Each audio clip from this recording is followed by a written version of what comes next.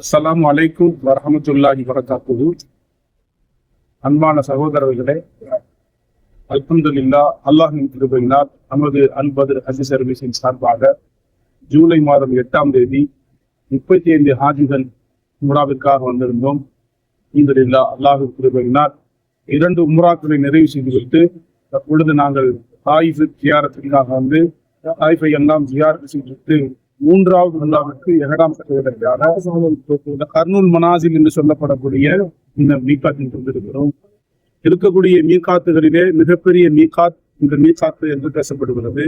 சைலுல் கபீர் என்று அழைக்கப்படக்கூடிய இந்த மீகாத்திற்கு அதிகமான ஹாஜிகள் தாயிஃப் நகரம், அதற்கு பின் இருக்கக்கூடிய யமன் தேசங்கள், அரபு தேசங்களில் இருந்து ஏராளமான இஸ்லாமிய சகோதரர்கள் எஹ்ராம் கட்டக்கூடிய ஒரு அற்புதமான இந்த மீகாத் இருப்பதிலேயே மிகப்பெரிய மீகாத்தாக கருதப்படுகிறது.